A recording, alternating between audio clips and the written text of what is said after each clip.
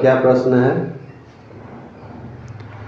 यही है सर कि जैसे अब भीम जी के बेटे जो थे वो घटोत्कच थे। घटोत्कच के बेटे जो हैं ये बर्बरीक हैं। तो अब बर्बरीक के समय में भीम जी बूढ़े पे युद्ध किए थे। बर्बरी के समय में मतलब भीम जी तो बूढ़े हो गए होंगे, तो उस समय वो युद्ध किए थे। बिल्कुल युद्ध तो किए ही है ना, तो लिखा वही है। तो कैसे कैसे क्यों, जिंदा थे तो युद्ध तो कर ही सकते हैं। हाँ, लेकिन उतना पराक्रम उस समय भी था, बल। बिल्कुल होगा यार, अभी तो युद्ध किए हैं। और प्रश्न क्या है आपका? और ये था सर कि भीष्म पितामह क्या आत्मज्ञानी थे? भीष्म पितामह क्या आत्मज्ञानी हैं? अब ये तो मैं नहीं कह पाऊंगा। भीष्म पितामह एक सत्यवादी थे, ईमानदार थे, ये मैं कह सकता हूँ। लेकिन आत्मज्ञानी थे कि नहीं, ऐसा कुछ मिलता नहीं है। आत्मज्ञानी के विषय में मुझे संदेह है, लेकिन एक धर्मात्मा थे वो, और सारे धर्मशास्त्र और इन सब का तो उनको ज्ञान था ही, क्या गलत है क्या सही है ये सारा उनको बोध था। लेकिन आत्मज्ञान हुआ था कि नहीं हुआ था ये मैं नहीं कह जानता। इस विषय में आत्मज्ञानी थे कि नहीं, इस विषय में मैं कुछ कह नहीं सकता। लेकिन सर अब आत्मज्ञानी, अब देखो, जब भीष्म पितामह इतने दिनों तक जिंदा थे, दादा थे ना वो भीम के दादा थे, जिंदा युद्ध किए भीम लोगों से, और भीम भी किसी का दादा है। कितनी ज़्यादा आयु लंबी रही होगी। बात इच्छा मृत्यु की ठीक है, उनको वरदान मिला है, लेकिन देखो, एक तो राजा के बेटे हैं ये सब, दूसरा खान पान इनका नंबर 1 का है, और मेहनती भी हैं। ऐसा नहीं है कि विषय भोग में जीवन बिता रहे हैं। तो खान पान जिसका अच्छा होगा, और ऐसा तो था नहीं कि वो विषय लोलुप थे सब, खाना भी खा रहे हैं तो कसरत भी कर रहे हैं, परिश्रम भी कर रहे हैं। तो इसका परिणाम क्या होगा कि वो स्वस्थ रहेंगे, उनकी आयु भी लंबी होगी। तो वो हो सकता है, समझ पाए? बिल्कुल हो सकता है वो चीज़, क्योंकि वर्जिश भी बराबर करते थे ना सब पांचों पांडव। ऐसा तो था नहीं कि वो भोग विलास में लिप्त हो गए थे। बड़े संयमी थे, ब्रह्मचर्य का पालन किए थे वो सब। भीम भी ब्रह्मचर्य का तो पालन करता ही था। तो आयु, जाहिर सी बात है, वो दादा की उम्र का भी हो जाएगा तो भी लड़ सकता है, इसमें कोई संदेह नहीं है। हाँ, आपका और क्या प्रश्न है? और जैसे सर आपने कहा कि भीष्म पितामह सत्यवादी थे और धर्मात्मा थे और सभी वेदों का उनको ज्ञान था, तब भी वो कौरवों का साथ क्यों दिए? भाई, उनको सभी वेदों का ज्ञान था, लेकिन साथ में वेदों में ये भी तो कहा जा रहा, अपने पिता को दिया हुआ वचन का पालन करो। तो अपने पिताजी को वचन दिए थे ना कि जब तक मैं जिंदा रहूँगा इस हस्तिनापुर के सिंहासन की रक्षा करूँगा। तो वो अपने हस्तिनापुर के सिंहासन पर अब चाहे जो भी बैठे, वो वचन दिए थे कि मैं रक्षा करूँगा, तो वो कर रहे थे। वो जानते थे कि अधर्मी हैं ये लोग, तो उसका फिर भी रक्षा की, और इस तरीके से रक्षा की है कि अंत में खुद ही धर्म के आगे, जो धर्म के पक्ष में थे, उनसे जानबूझ के हारे हैं और मर रहे हैं। यही तो एक धर्मात्मा की पहचान है ना, कि वो जान रहा है कि मैं अपनी प्रतिज्ञा से बंध गया हूँ, मेरी प्रतिज्ञा भी ना टूटे और धर्म की भी विजय हो जाए। तो क्या करेगा? अपने आप को मरवा देगा। तो अपने आप को मरवा देते हैं भीष्म। अब मेरा प्रश्न ये है कि जैसा अभी आपने कहानी पढ़ा था, क्या नाम था कहानी का? वीर बालक बर्बरी। वीर बालक बर्बरी। तो बर्बरी के पितामह थे भीष्म, यानी भीम थे। दादा थे, पिता घटोत्कच थे। भीम थे ना, भीष्म नहीं, भीम थे ना। हाँ, तो भीम जो है दादा थे, यानी भीम के बेटे घटोत्कच, घटोत्कच के बेटे बर्बरी। तो बर्बरी के साथ जो भगवान ने किया, उसका गर्दन उड़ा दिया। हालांकि वो शत्रु और अधर्मी लोगों को ही मार रहा था, फिर भी भगवान ने उसका गर्दन उड़ा दिया। गलत किया या सही आपके अनुसार? अब सर भगवान की है तो भगवान का कार्य है वो, ये नहीं। आपको उत्तर देना है। यहाँ पर भगवान कह करके भगवान जो करेंगे सही करेंगे गलत करेंगे ये सारे दलीलें नहीं देनी है। आपको अपने हिसाब से सोचना और उत्तर देना है। ये हमेशा याद रखा करो। जैसे कहानी में बताया गया है कि बर्बरीक को इसलिए मारा क्योंकि वो अपने बल का क्या कहते हैं अहंकार में आ गया था। बल के तो बल के अहंकार में तो भीम भी आ गया था, तो भीम को क्यों नहीं मारा? इस अहंकार में आ गया था, लेकिन तब भी किसी को अहंकार बल का हुआ है तो क्या उसने कोई गलत काम किया था क्या, कि गलत लोगों को मार रहा था? नहीं चाहिए था। गलत हुआ ना उसके साथ तुम्हारे अनुसार? बताओ। भगवान ने उसका वध कर दिया केवल इस बात के लिए क्योंकि वो एक पल में सारे हरामखोर लोग थे जिनका वध करने जा रहा था। भगवान को तो और खुश होना चाहिए था कि ज़्यादा मृत्यु भी नहीं होगी, और एक झटके में सबको मार रहा था, तो भी जो है भगवान ने उसका वध कर दिया। गलत है ना वो? बताओ। लेकिन कैसे करें? अरे गलत है कि नहीं पहले ये तो बताओ। अब ये गलत कैसे है ये छोड़ो। तुमने कहानी अभी अभी पढ़ी वीर बालक बर्बरी की, उसका जो जीवन का पूरा जीवन देखो, उसको क्या मिला? अंत में मृत्यु मिली? कुछ भी। इतनी तपस्या किया, इतनी साधना किया, ब्रह्मचर्य का पालन किया, शादी भी नहीं किया, भगवान की इतनी साधना किया और अंत में भगवान ने उसका गर्दन उड़ा दिया। लेकिन जैसा कि कहानी में हमको बाद में पता चलता है कि उसको श्राप मिला था पिछले जन्म का। क्या चीज़? अब पिछला जन्म अगला जन्म कौन देखा? वर्तमान जन्म की हम बात करेंगे ना। पिछला जन्म अगला जन्म किसने देखा है? जैसे हम लोग इस समय किस जीवन में जी रहे हैं? कलयुगी वातावरण में जी रहे हैं। तो यहाँ पर अब तुम मान लो बर्बरी हो, तुम्हें तो नहीं पता ना पिछला जन्म अगला जन्म क्या है। हमने तो ये भी सुना है कि जो इस वर्तमान जन्म में अच्छे कर्म करता है तो उसको पिछले जन्म के सब पाप कट जाते हैं, हट जाते हैं। नहीं तो अगर पिछला जन्म का ही उसे फल भोगना था तो इस जन्म में इतना तपस्या और अच्छा कर्म का फ़ायदा क्या मिला?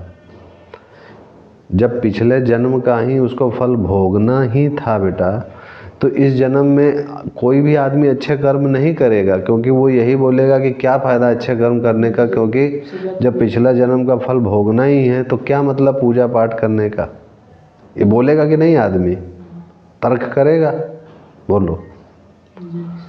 उसने इतनी माँ भवानी की पूजा की, माँ दुर्गा साक्षात प्रकट हो गई, दर्शन दे दी, उसको वरदान दी। वो असुर हो करके भी अपनी शक्ति का दुरुपयोग नहीं किया कभी।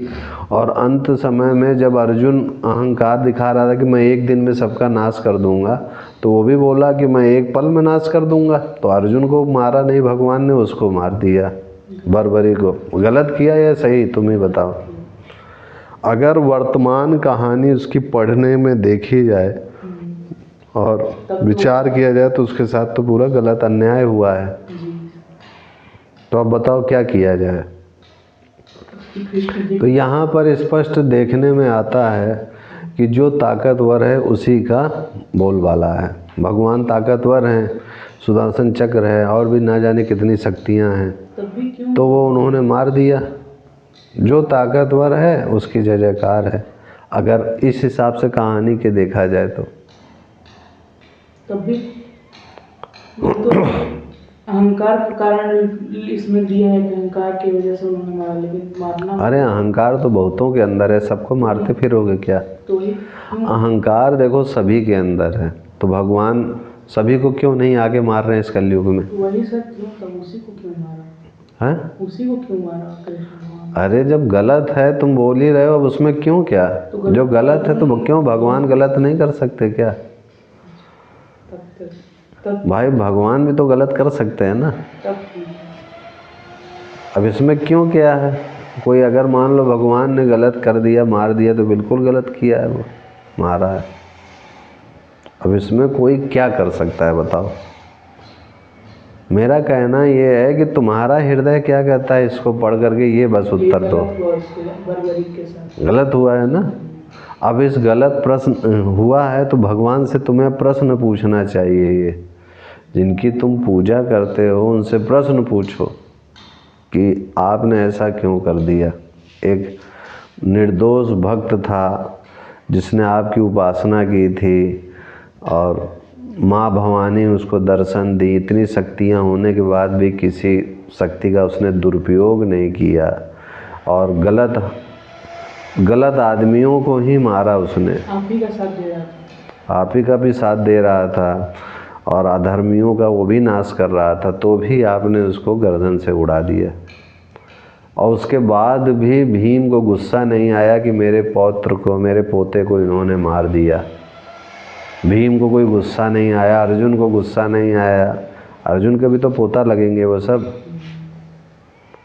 ऐसा क्यों? अब आपको लिए ढेर सारा संदेह हो गया है उत्पन्न इस समय, है कि नहीं? तो देखो इन सारी चीज़ों का बेटा यही मैं कहूँगा कि देखो चाहे भगवान हो चाहे जो भी हो, हमें हमेशा अपने मनुष्य की बुद्धि की तरह ही सोचना चाहिए और जो गलत है वो गलत है, वो सामने बोलने की हिम्मत होनी चाहिए। अब भगवान ही कह रहे हैं, आपने भी सुना है। मेरा दूसरा प्रश्न आपसे है, पहले प्रश्न में तो आपने भगवान को गलत ठहरा दिया है। दूसरा प्रश्न आपसे मेरा ये है कि भगवान उसको कह रहे हैं, जब उस बर्बरी ने छोटे में भगवान की मूर्ति के सामने पूजा की, भगवान प्रकट हुए तो बोल रहे हैं, उससे पूछे भगवान मनुष्य के कल्याण के लिए क्या उपाय है। तो उन्होंने कहा जो भी जिस भी वंश में पैदा हुआ हो वो वही काम करे। तो क्या आप शूद्र को कभी पढ़ना नहीं चाहिए? भगवान बोल रहे हैं उसमें, क्या शूद्र को पढ़ना नहीं चाहिए? बताओ। तो तुम तो भगवान को गलत कह रहे हो। क्या कोई शूद्र जात में बेचारा पैदा हुआ है, क्या इसका वही दोष है कि वो अब तीनों वर्णों की बस सेवा करता फिरे, वो किताब उठा के पढ़ाई ना करे? बताओ। करना चाहिए, सबको पढ़ने का अधिकार है। तो तुम तो भगवान के स्टेटमेंट को काट रहे हो ना। जो सही है सर वो तो सही है उसमें। क्या? जो सत्य है वो सत्य है, सबको पढ़ने का अधिकार है। तो तुमने तो भगवान को गलत कह रहे हो ना। अपने भगवान को देखो, भगवान क्या कह रहे हैं, बताओ।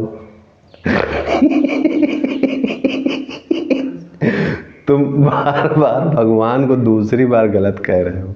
और भगवान लंबा चौड़ा व्याख्यान उसमें दिए हैं कि जो भी जिस वर्ण में है उस वर्ण के अनुसार कार्य करता है तो वो उसका परम कल्याण होता है। तो इसका परम कल्याण हो गया ना, भगवान के द्वारा मृत्यु को प्राप्त हो गया, बर्बरी हो गया कि नहीं, परम कल्याण।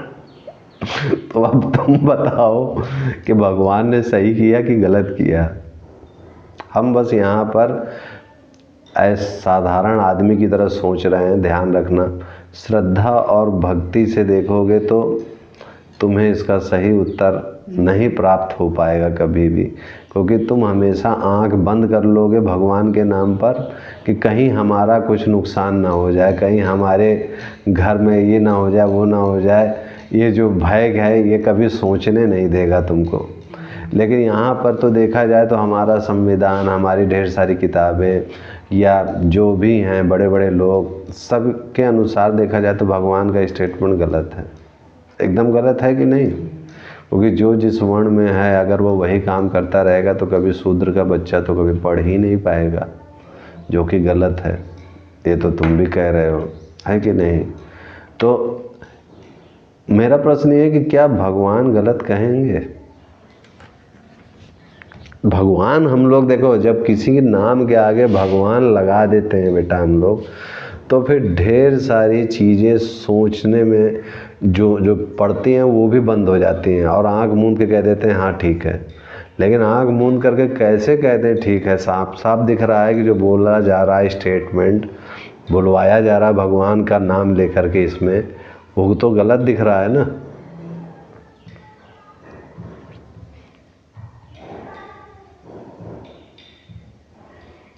अब बताओ क्या कहा जाए इसमें? कह नहीं सकते। क्या चीज़ नहीं कह सकते? गलत सही इसमें क्या? अरे तुमने अभी, तुम्हें वो गलत नहीं दिख रहा है कि भगवान जो बोल रहे हैं? एक तो भक्त बेचारा तपस्या किया, पूजा किया, प्रकट हुए भी तो उसको क्या उपदेश दिए हैं, और उस अनुसार वो क्षत्रिय धर्म का पालन करके शक्ति भी अर्जित किया है। और शक्ति अर्जित करने के बाद जब उस शक्ति के प्रदर्शन की बारी आई तो उसको अहंकार कह करके ठोक दिया गया,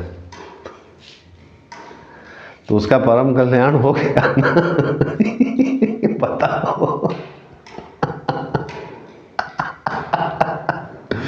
ये दूसरा संदेह है प्रश्न में कि तुमने दूसरी बार भगवान को देखो गलत कहा। यही कारण है कि हमारे पुराणों को या भगवान की किताबों को कोई पढ़ता है बेटा तो उसको संदेह हो जाता है अपने ही भगवान से जो पूजा करता है, क्योंकि वो तो भक्ति भाव से बेचारा पूजा पाठ किया। अब उसमें जो जो लिखा है और वर्तमान के आज के समय में, ये कब की घटनाएं हैं, आज से 5-6 हज़ार वर्ष पूर्व की घटनाएं हैं, 5-6 हज़ार वर्ष पूर्व की घटनाएं हैं। तो उस समय जो था उचित, जो वर्ण आश्रम की व्यवस्था थी चारों तरफ, उस अनुसार भगवान ने ये शब्द बोले थे। समझ पा रहे बात को? क्योंकि उस समय उस अनुसार वही सही था, वर्ण आश्रम धर्म यही सब चलता था। तो भगवान भी समय काल के अनुसार ही उत्तर देंगे। तुम जिस समय और जिस काल में जिस देश में जन्मे हो उसी अनुसार उसी भाषा का प्रयोग करके उसी अनुसार वर्ण आश्रम जो भी चल रहा हो वैसा ही वो बोलेंगे। इसका मतलब ये नहीं कि भगवान ने जो 5000 वर्ष पहले जिसको जो बोला था वो आज भी सही ही होगा, क्योंकि आज जब भगवान आएंगे तो आज का जो वर्ण आश्रम देखेंगे, जो भी स्थिति देखेंगे उस अनुसार बोलेंगे। ठीक है, तो भगवान ने ये जो बोला उसको उस समय के अनुसार उस समय जो भी था वो उचित बोला था। लेकिन दूसरा जो प्रश्न का तो उत्तर आपको मिल गया, लेकिन ये जो उसका वध कर दिया बेफिजूल का, वो तो गलत था ना। किसी को बात बात पे गर्दन उड़ा देना तो उचित नहीं है ना, जान से मार देना। अच्छा सर, आपके हिसाब से क्या है, गलत है या सही है? क्या चीज़? यही जो कृष्ण जी ने वध किया बर्बरीक का। हाँ बोलो सर, आपके हिसाब से क्या है, सही है गलत है? क्या चीज़? जो बर्बरीक को मारा कृष्ण जी ने। अरे मैं तो कह ही रहा हूँ ना कि कोई निर्दोष को एक छोटी सी बात के लिए मारना गलत है, तो गलत ही है। लेकिन अपितु परंतु भाई किसने जो है देखा है, किसने पूर्व जन्म देखा है भाई? वर्तमान समय में कोई पूर्व जन्म ये सब तो जल्दी मानता भी नहीं है ना। और उसका वध कर दो और कह दो कि पूर्व जन्म में इसने ऐसा किया था इसलिए हमने मार दिया, ऐसा कर दिया, तो ये सब न्याय विरुद्ध है ना। न्याय विरुद्ध ये सारी चीज़ें हैं। हमारा कानून इसको मानेगा क्या? बोलो, नहीं मानेगा। तो उस समय में जिसकी लाठी उसकी भैंस, यानी जिसके हाथ में ताकत वही न्यायपालिका का काम करता था और उसके न्याय को मान्य होना पड़ता था, मानना पड़ता था। तो यानी हमने अभी तक ये समझा कि जो भगवान हैं वो भी जिस भी समय में जैसा भी वर्तान अपना अवतार आके लेते हैं तो उनके ऊपर भी देश का, काल का, समय का प्रभाव पड़ता है। यानी उस समय उन्होंने जो कहा है ज़रूरी नहीं है कि वह चीज़ आज भी सही हो। ठीक है, ये चीज़ क्या आपको समझ में आई? जी सर। तो उस समय के लिए वो सही था। आज के समय में अब जैसे हमारे शास्त्रों में, मैं आपसे अब मेरा दूसरा प्रश्न के बाद तीसरा प्रश्न है कि हम लोगों ने पढ़ा है कि काम, धर्म, अर्थ, मोक्ष, ठीक है ना? धर्म, अर्थ, काम, मोक्ष, इन चारों में कौन श्रेष्ठ है? काम, धर्म, अर्थ, मोक्ष, इन चारों में कौन श्रेष्ठ है? धर्म। धर्म श्रेष्ठ है आपके अनुसार। कैसे श्रेष्ठ है?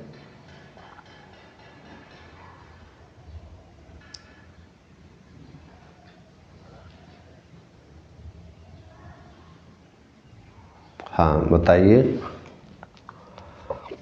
कोई चीज़ श्रेष्ठ आपने कही है तो कुछ सोचा होगा ना आपने कि यह श्रेष्ठ है इस कारण से गुरुजी, तो क्या कारण हो सकता है?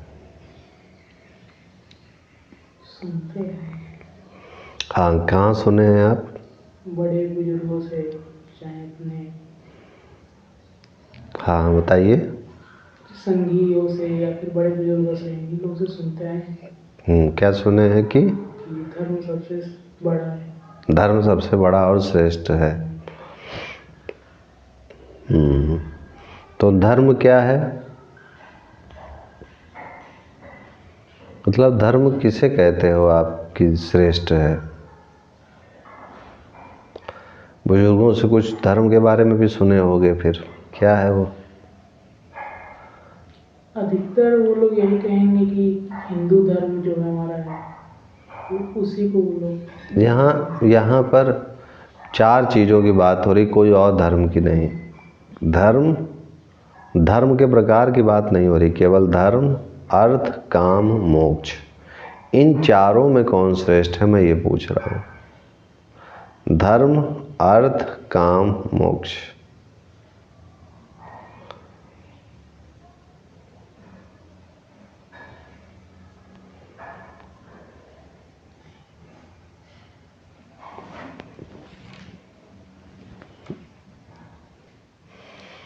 तो आपके अनुसार इन चारों में धर्म श्रेष्ठ है। आपने कहा आपने अपने दादा लोगों से सुना है, तो धर्म क्या है? धर्म जो हमें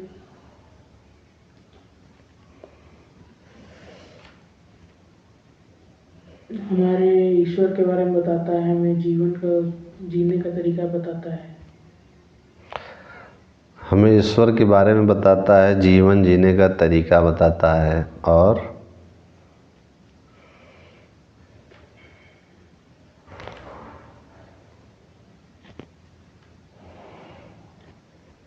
भी बहुत सारी चीज़ें हैं। ठीक है, चलिए धर्म के विषय में हम किसी दिन और चर्चा करेंगे कि धर्म क्या, ये बहुत ही ज़्यादा भयंकर टॉपिक है और विस्तार काफ़ी इसका ज़्यादा है, तो इस विषय में कभी फिर चर्चा होगी। अभी तो फिलहाल इन चारों में आपने कहा धर्म श्रेष्ठ है, ठीक है, लेकिन आज वर्तमान समय में कभी धर्म हुआ करता था श्रेष्ठ, आज वर्तमान समय में धर्म से भी ऊपर क्या चल रहा, अर्थ चल रहा है। अर्थ श्रेष्ठ है, ठीक है, अर्थ मतलब धन, पैसा श्रेष्ठ है। कैसे श्रेष्ठ है? कोई भी देश धर्म से नहीं टिका रहता है। कोई भी देश जो है आज के समय में उसका जीडीपी क्या है, उसका विदेश भंडार मुद्रा कितना है, इस बात पर निर्भर करता है उसकी तरक्की। तो बिना अर्थ के यानी बिना धर्म के, अर्थव्यवस्था के कोई भी देश ही नहीं टिक पाएगा। जैसे कि तिब्बत का भी आप देख रहे हो, धर्ममाला पूजा बेचारे करते थे, लेकिन क्या हुआ, इनके ऊपर चाइना ने आक्रमण किया और अपने में मिला करके, अपने अधीन करके उसको भी दोहन करना चालू कर दिया तिब्बत को। ठीक है, तो वो सब क्या करते थे, माला पूजा, भगवान यही सब करते थे। तो पहली चीज़ आज के समय में अर्थ है। अर्थव्यवस्था जिस भी देश की तगड़ी होगी, मजबूत होगी, वही जो है समृद्ध माना जाएगा और उसी को इज्जत भी मिलेगी, उसी को दूसरे देश वाले भी सम्मान करते हैं। आज भारत को देख रहे होंगे कि काफ़ी सम्मान मिलता है विदेशों से। उसका कारण यही है कि भारत की जो विदेश मुद्रा धन है वो बहुत बढ़ चुकी है। इस कारण से पहले से काफ़ी बढ़ चुकी है, पहले ना के बराबर थी और अब बहुत हो गई है। तो इस कारण से भारत को विदेशी वाले सम्मान की दृष्टि से देखते हैं और वो अपना व्यापार और ये सब भी करने में हाथ मिलाते हैं।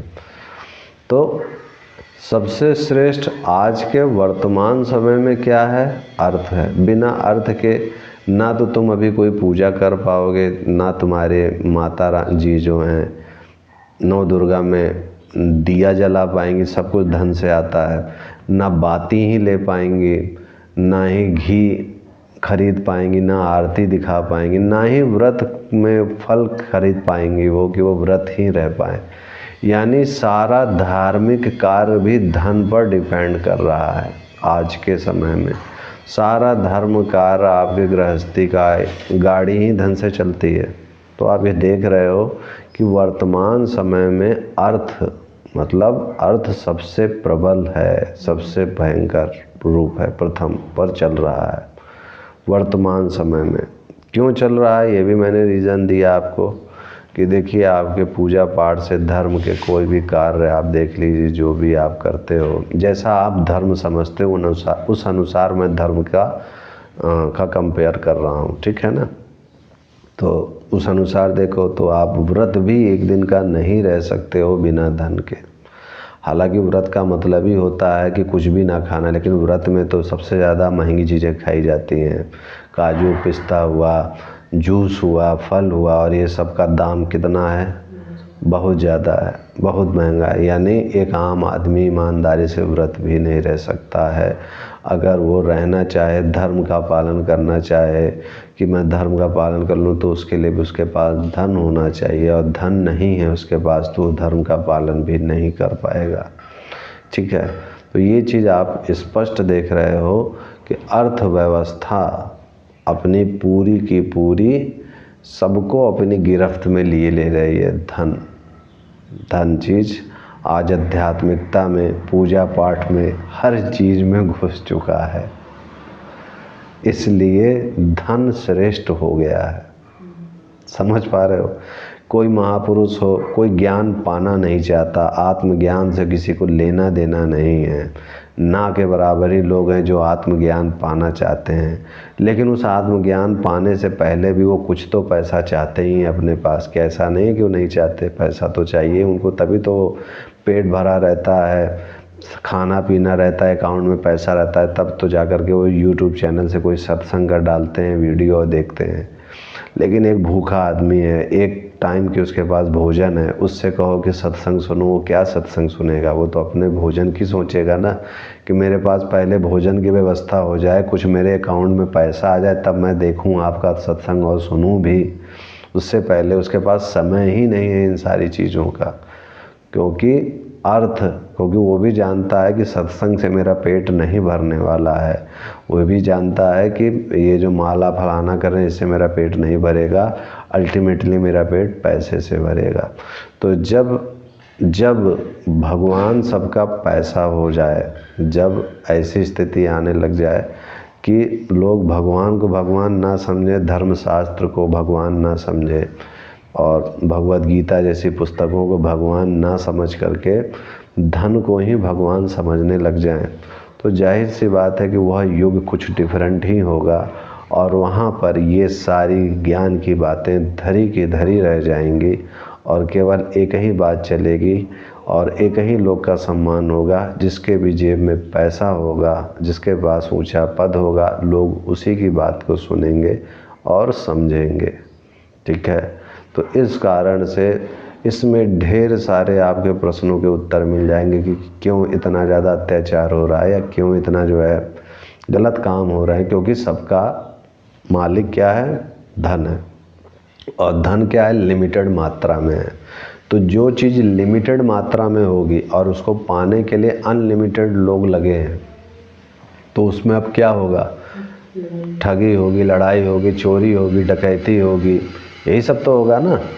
लेकिन अगर भगवान प्रथम हो जाए, ईश्वर प्रथम हो जाए, तो सारी ठगी लड़ाई ख़त्म। क्यों? क्योंकि जितने लोग हैं, जितनी पब्लिक है उतने भगवान है, क्योंकि हर एक के हृदय में भगवान है। ऐसा तो नहीं कि भगवान एक कोई है कि एक को पा लिया अगर किसी ने भगवान को, तो दोबारा कोई भगवान को पा ही नहीं पाएगा। भगवान के साथ ऐसा नहीं है, जितने लोग हैं उतने भगवान है। क्यों? क्योंकि उतने के हृदय में भगवान प्रकट हो सकते हैं, प्रकाशित हो सकते हैं। इसलिए भगवान का जो लक्ष्य होता है पाना, या भगवान जिस भी देश में प्रथम वारिता दी जाती है, वहाँ सुख शांति हमें देखने को मिलती है। लेकिन वह सुख शांति जो है आज के समय में किसी भी देश में ना के बराबर ही आज बची है। क्योंकि जो भी ऐसे धर्म को या भगवान को प्रथम नंबर पर रख रहा है, वो देश सबसे पिछड़ा है, और उसके ऊपर दूसरा देश आके कब्जा कर ले रहा है, ठीक है। उसको सुकून और शांति से जीने भी नहीं दे रहा है। तुम जिस भी घर में, केवल यही देखो कि जिस घर में केवल शांति से कोई पूजा पाठ कर रहा हो बस, तो पड़ोस में अगर देखते हैं कि कमज़ोर है तो उसको वो कब्जा करने की सोचते हैं कि कब्जा कर लें इसकी ज़मीन जायदाद सब, सोचते हैं कि नहीं अरे सीधा आदमी है।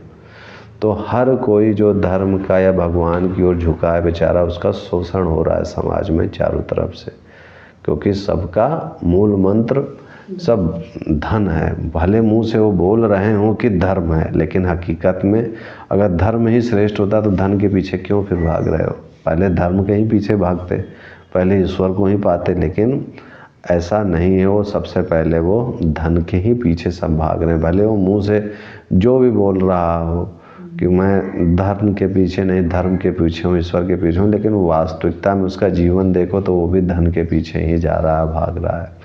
क्योंकि वो भी जानता है कि धन नहीं रहेगा मेरे पास तो ना तो मैं एक दवा खरीद पाऊँगा, ना ही मैं आँखों का इलाज करा पाऊँगा, ना ही मैं पेट का अपने 2 वक्त की रोटी रख पाऊँगा, और ना ही मैं कोई भी कार्य अपना कर पाऊँगा।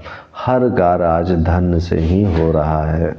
तो इस कारण से पहले के समय में जब युधिष्ठिर लोग थे, ये प्रश्न युधिष्ठिर से पूछा गया था कि इन चारों में श्रेष्ठ क्या है, तो युधिष्ठिर ने बोला था धर्म अर्थ काम और मोक्ष में श्रेष्ठ मोक्ष ही है, मोक्ष ही है, सबसे श्रेष्ठ है। लेकिन आज भले कोई बोले धर्म है या मोक्ष है, लेकिन वो बस बोल रहा है मुंह से, अंदर से वो भी धन का ही माला जप रहा है और वो धन को पाने की सोच रहा है।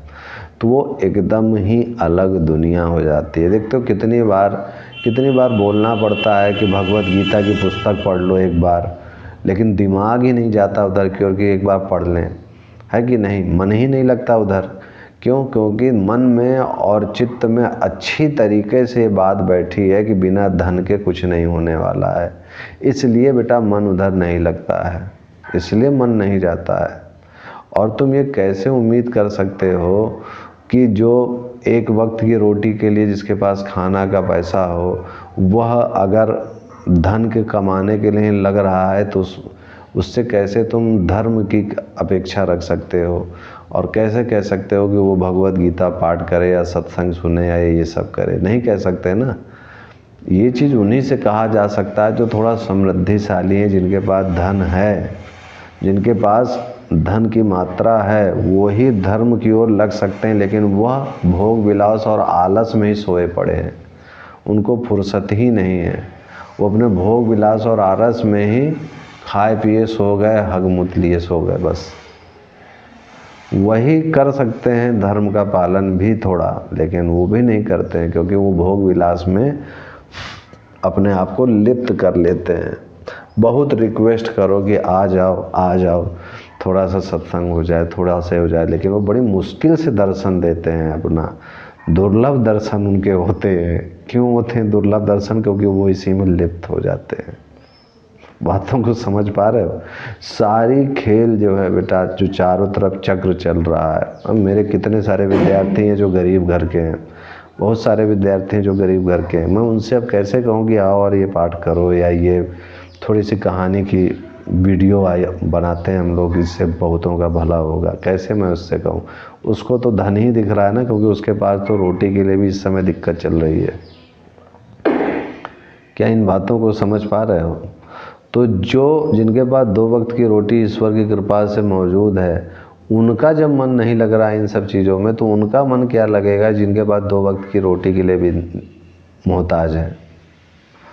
बात बस इतनी सी है। और यही कारण है कि चारों तरफ ये चीज़ें बेटा टेंडेंसी फैलती जा रही है, और जितनी तीव्र रफ्तार से फैल रही है उतनी उसकी मान लो 1/10 स्पीड से धर्म की चीज़ें नहीं फैल रही हैं, बहुत ना के बराबर फैल रही हैं।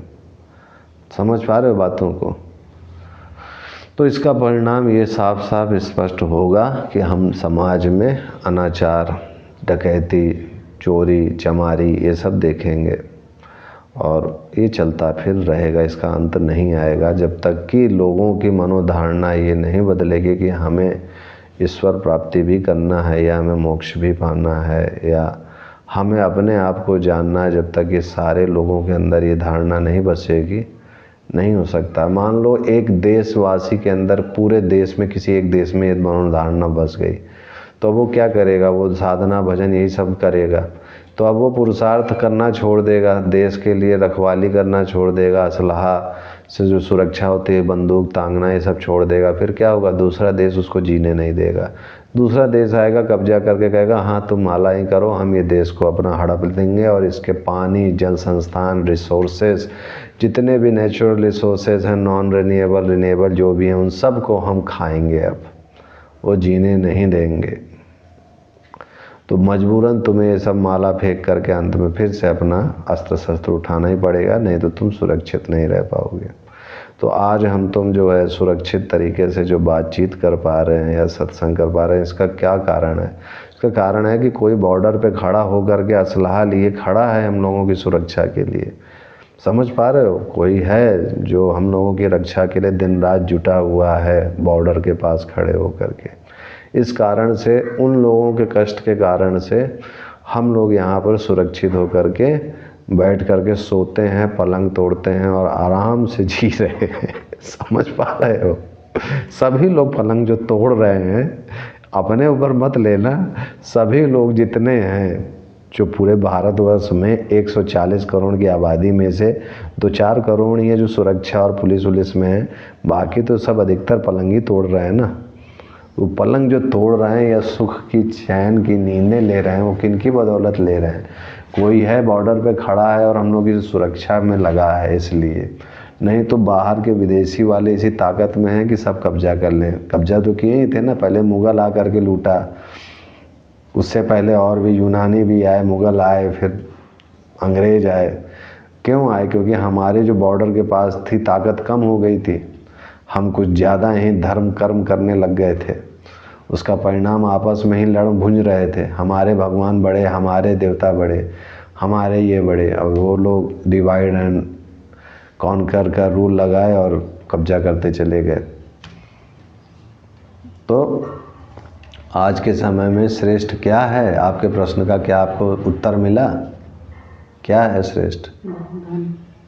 अर्थ। ठीक है ना? सारी देश की इकोनॉमी कंडीशन ही तय करती है कि क्या है क्या नहीं। तो चलिए, आज आपको ये प्रश्न का उत्तर मिला, धर्म अर्थ काम मोक्ष में श्रेष्ठ वर्तमान समय में क्या है। वर्तमान समय में क्या है ये मैं बता रहा हूँ। वास्तव में मैं नहीं कह रहा हूँ कि इन चारों में धन या अर्थ ही श्रेष्ठ है। ध्यान रखिएगा, वर्तमान समय में जो चल रही है स्थिति, उस अनुसार अर्थ श्रेष्ठ है, चल रहा है इस समय। ठीक है? और कोई प्रश्न आपका इस समय? नहीं। Very good.